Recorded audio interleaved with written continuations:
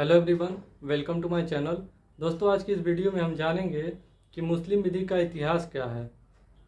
मोहम्मद साहब के पैगंबर होने से पहले इस्लामी कानून का कोई अस्तित्व नहीं था।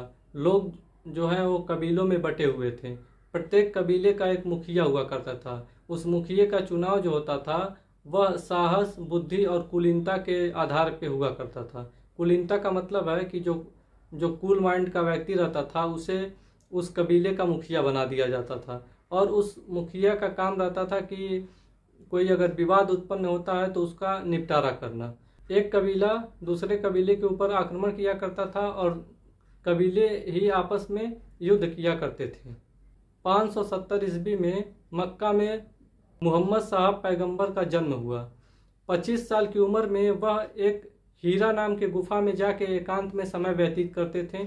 वहाँ पे चिंतन किया करते थे और प्रेयर किया करते थे।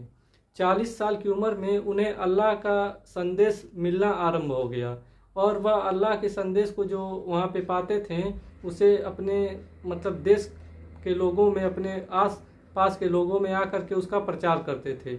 उस संदेश को सुन करके लोग काफ़ी प्रभावित होते थे और लोग इस्लाम धर्म को कबूल करने लगे थे। समय बीतता गया और 622 ईस्वी में मोहम्मद साहब मक्का से मदीना चले गए और वहाँ पे इस्लाम धर्म का प्रचार किया। और जो उन्हें हीरा नामक गुफा में जो उन्हें अल्लाह का संदेश प्राप्त हुआ था उन्हें वह वहाँ के लोगों में बताने लगे।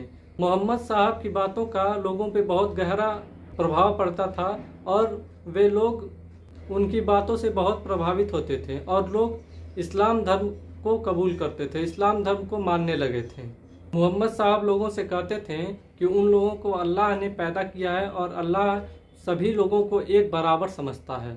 मानव सेवा और परोपकार ही मुख्य रूप से अल्लाह की खिदमत है। जो इंसान पर मेहरबानी नहीं करता है उस पर अल्लाह भी मेहरबानी नहीं करेगा।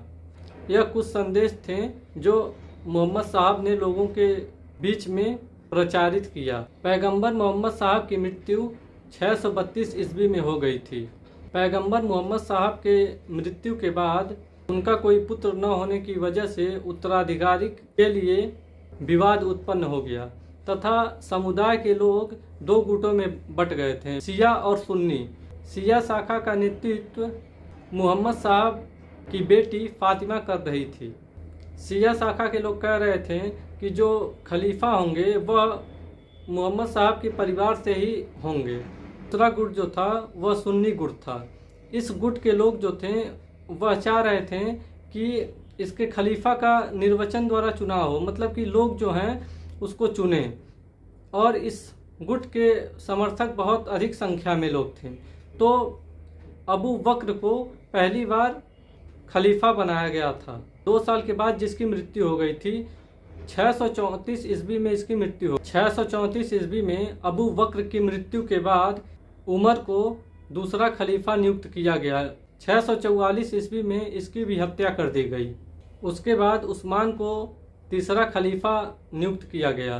656 ईस्वी में इसकी भी हत्या कर दी गई। उसके बाद अली, जो कि मोहम्मद साहब के दामाद थे, उनको खलीफा चुना गया। सन 661 ईस्वी में इनकी भी हत्या कर दी गई।